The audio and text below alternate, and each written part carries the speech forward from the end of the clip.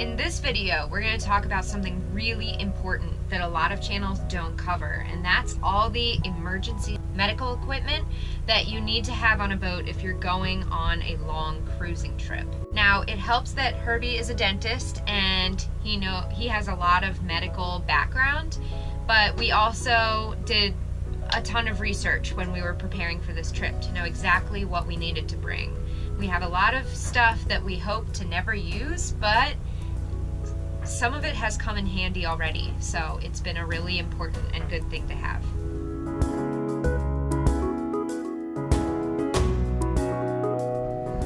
Hello. Welcome. You are sitting on the toilet. Yes. So one of the things we carry is toothpaste and extra toothbrushes, and we also carry fluoride varnish because keeping your teeth healthy while you're sailing is important. And you might not feel like brushing every night because things are miserable sometimes. So if you do a little fluoride, it might make up for some neglect that you've done. And also, you may not be able to get to a dentist every 6 months for your cleaning, so fluoride is a good substitute. Now, in here, we carry many things. Okay, so we have a whole bunch of things here. Most of them are preventative. Some of them are just for general aches and pains. So, very importantly, we have Band-Aids and Neosporin. These are married. They always go together. We also have Afterburn because I'm really pale and get burnt super easily. So, Afterburn's important to have. For preventative stuff, in the very beginning when you start feeling symptoms for colds and stuff, it's good to take vitamin C. So these are packets that go in your drink. We've got Zicam, which is another preventative supplement. Helps to take it before the cold. And then we have another vitamin C. Here we have Dayquil for colds. We also have Benadryl.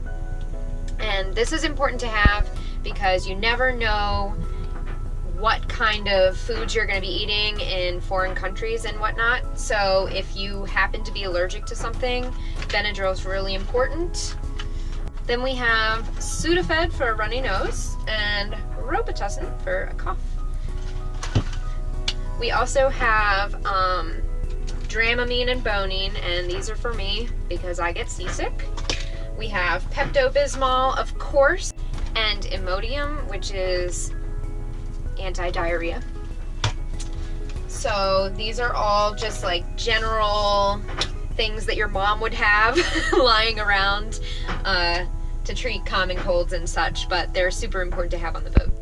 Other things that we carry are betadine swabs. Now these are really good if you get a cut, you rub them over the area and it's going to disinfect that area, and then you can sew it up and all those things. And then we also carry Voltaren gel, which is a really, really good medication that you can rub on really stiff joints and sore muscles. It soaks through your skin and does wonders in there. Then we also carry azithromycin, which is a really strong antibiotic that you don't want to take if you don't need it. It's for if you get traveler's diarrhea, as they so nicely put it.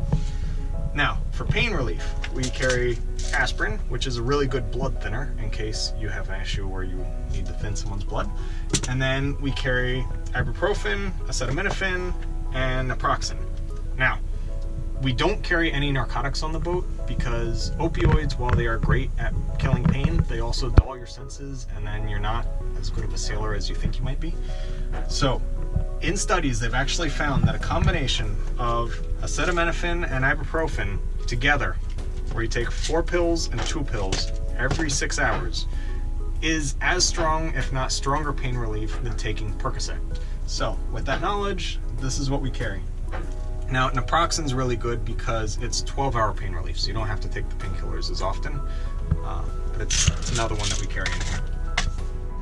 So last but not least, we carry tincture of myrrh. And you might be wondering what this is, but if you remember, the 3 wise men that came to visit Jesus brought gold, myrrh, and frankincense. It's that old of stuff. So this is really good for putting on a wound. It'll actually cauterize it. It's gonna burn something horrible and then heal up super fast. So we carry it if we need it, but we hope to never need it because it burns something wicked.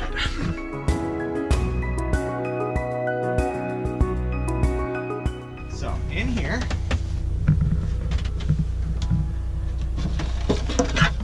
we keep our emergency equipment, and we'll go through all of these things one by one.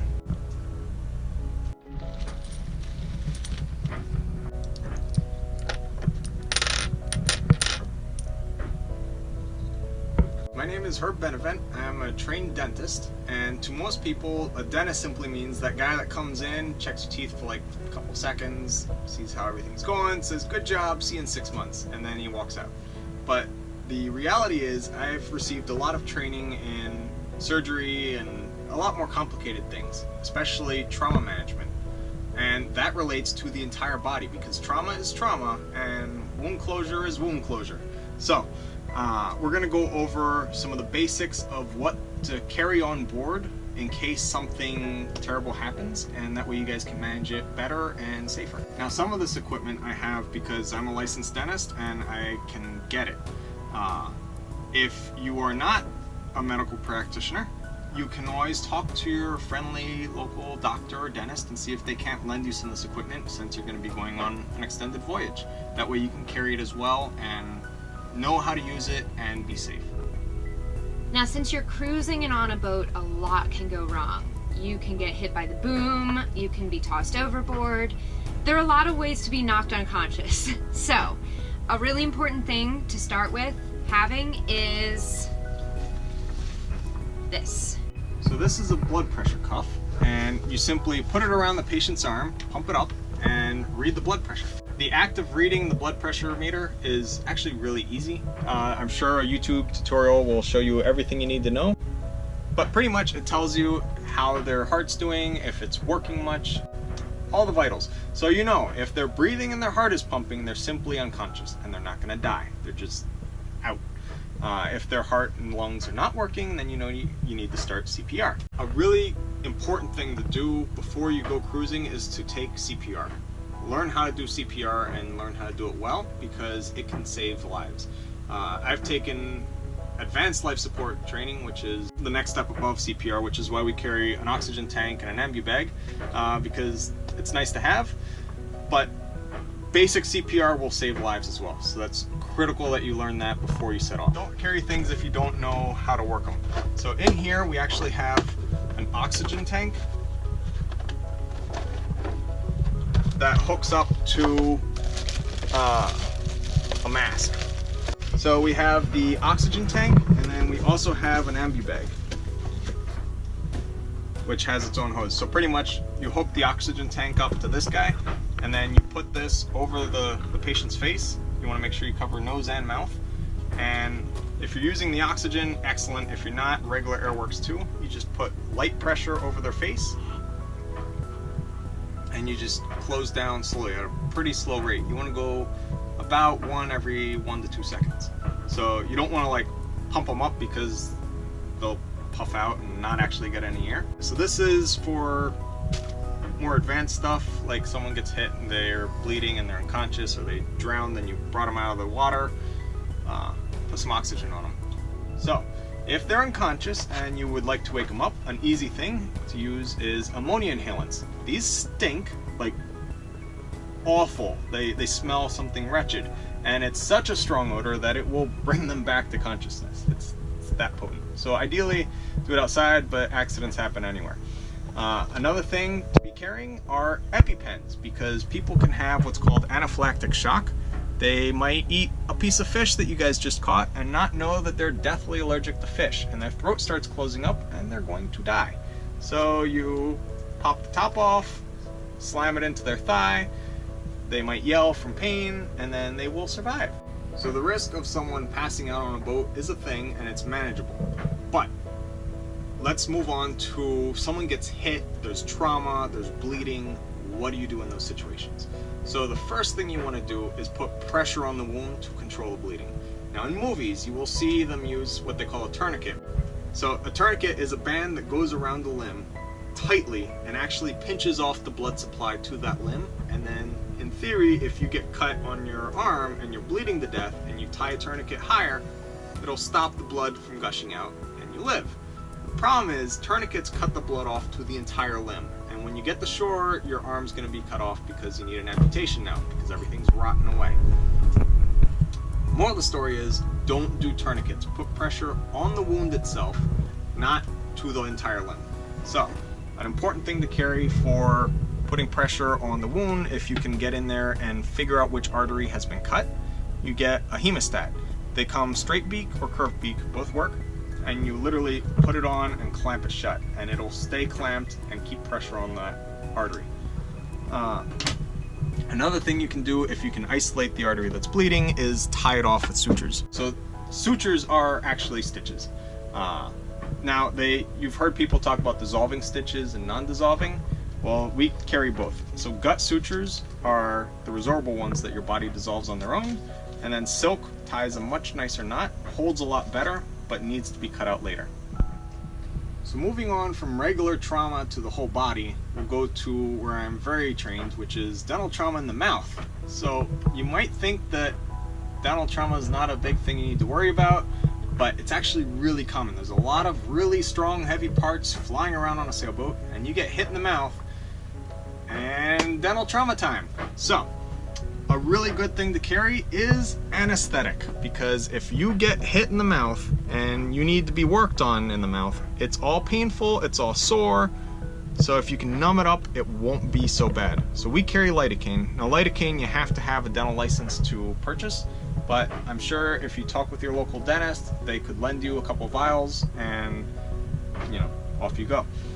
With dental trauma, if someone gets hit in the mouth, a couple things you're going to see. There's going to be a lot of blood because the mouth bleeds a ton. So you want to use gauze to try and blot up the bleeding, figure out where the bleeding's coming from. You can have the patient rinse with salt water to just clean out their mouth and see what's going on in there. When you see the area that's bleeding, if they got a cut on their cheek, something like that, just stitch it up. The mouth heals incredibly fast and incredibly well. So even if you do a horrible job trying to close something up, the mouth will fix itself, as long as you give it some help. Now, other things. If they get hit in the tooth and their tooth is cracked or moved or something, all sorts of things. There's some things to do. So first, if their tooth got knocked out completely, you can either A, put the tooth in milk until you can get to port and get a dentist to pop the tooth back in. You need to do that in ideally under 24 hours. So if you're far out at sea and that's not possible, take the tooth and stick it back in the hole. It sounds weird, but it's what the dentist is gonna do. Aside from your tooth being knocked out, another common thing is that your tooth cracks. So if the tooth cracks and you don't see any bleeding coming from inside the tooth, it's probably okay. Just, you can put some gum on it, or if you have access, Cavit mixed with eugenol. So eugenol is actually quite sedative to the nerve, which calms everything down and then makes the nerve happier and calmer and less painful. So if you can get a hold of some eugenol and Cavit from your local dentist as well, it'd be a really good thing to carry. So when you're doing those two, all you do is you dispense a little bit of eugenol, a couple drops onto a mixing pad, and then you take the Cavit and roll it through it until it soaks it up, and then you just stick that into the tooth. It's that simple. Now, if they chip their tooth and you do see bleeding coming out of the tooth, then you definitely want to cover it with something. So either the Cavit with eugenol, or if you don't have access to it, sugar-free chewing gum. Now the last thing that could happen with your tooth getting hit is the tooth actually gets moved. So the whole block of bone breaks and the whole thing just moves a lot. It's bad, it doesn't look pretty, and it bleeds a lot. But calm down. What you're going to do is you're going to grab the teeth and the affected bone, and you're actually going to slide them back into place. Now it takes a lot of force to move these things. So no fear, just grab on and just crank it into where it's supposed to be. It's really helpful if people, before you go cruising, give you a picture of them smiling so you can see where their teeth were, because some people have some interesting teeth. So you just put it back to where it was before they got hit, and then things will hopefully heal up nicely. Things that we carry because I have a dental license and have access to these things are sutures, which are stitches, a syringe set up, so we have the lidocaine, the needle, and the syringe itself. And then we carry an applicator for the cavit and eugenol, a suture setup, which is a clamp and a scissor, and what we call a basic, which is a mirror, cotton plier, which is like those little fancy tweezers dentists use, and an explorer, which is that little pokey thing. So with those guys, you can figure out what's going on in there, see better, and fix the problem. The next thing we carry is amoxicillin, which is a gram-negative antibiotic, which works on dental abscesses beautifully. So if you have an infection in the mouth, it's usually caused by bacteria that respond very well to amoxicillin. If you are allergic to amoxicillin, you don't want to take it because then you'll be needing the EpiPen. So what you want to carry in those cases is clindamycin. So we carry 90 tablets of amoxicillin because the dosage is 1 pill 3 times a day. So that's 3 pills every day, and it's good for all sorts of types of infections.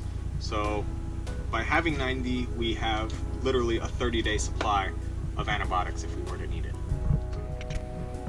Another thing we carry is an inhaler because sometimes I get asthma attacks and breathing is nice.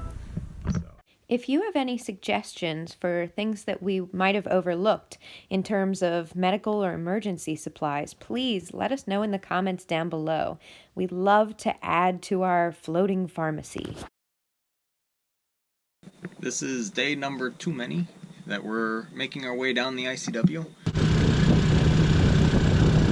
I'm staying inside.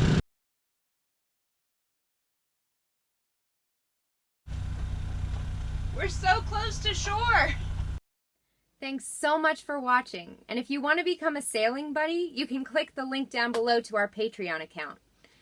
Don't forget to like this video and subscribe to our channel, and when you click subscribe, make sure you click on the little bell in the annotation. That way you get notifications as soon as our next video is uploaded. Thanks so much!